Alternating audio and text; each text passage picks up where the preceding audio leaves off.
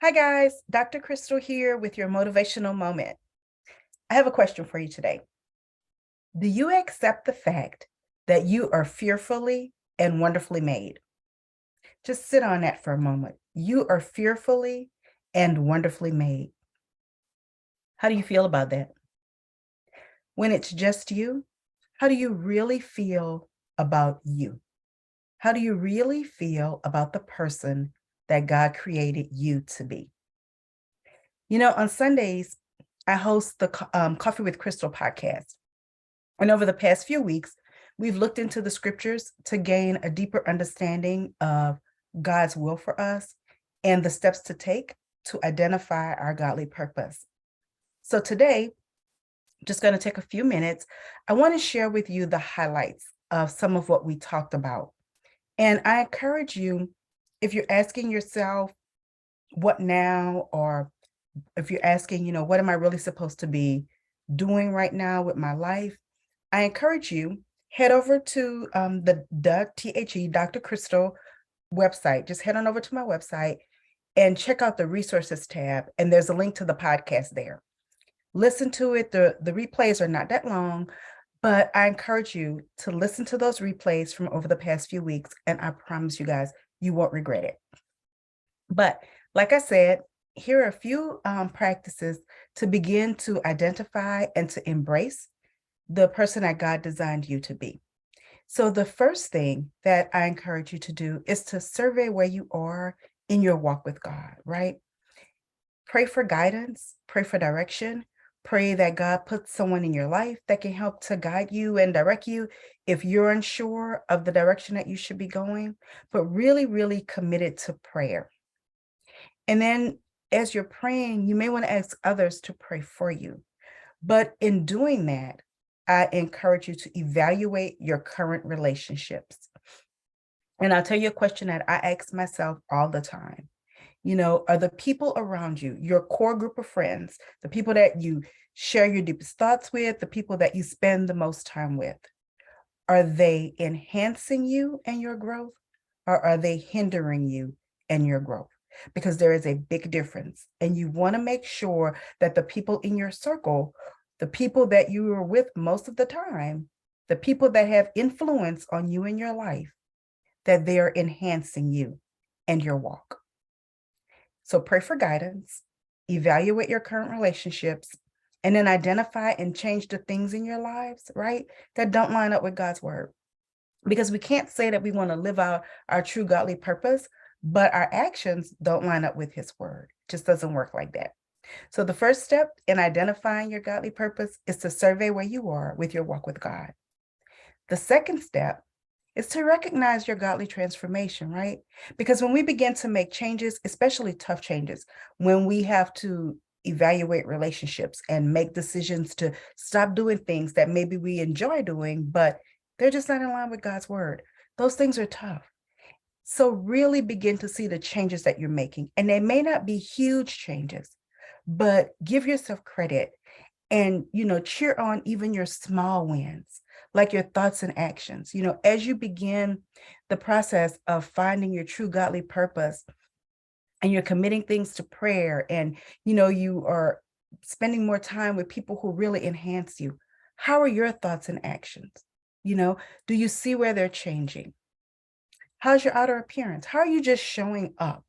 If you say, you believe that God has this direction that he's leading you in, where you will be able to influence people, or you will be able to, speak to the masses, or you will be accepted, right, on these great stages. But how are you showing up?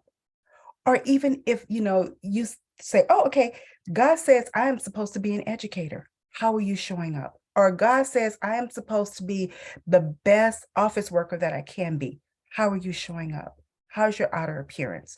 How are you presenting you to the world? And then how's your reception by others? How are other people receiving you? How, are you allowing God to shine through in your speech and in your actions? Are people seeing the changes? Are you seeing the changes that you're making, those positive changes? So first, survey where you are in your walk with God.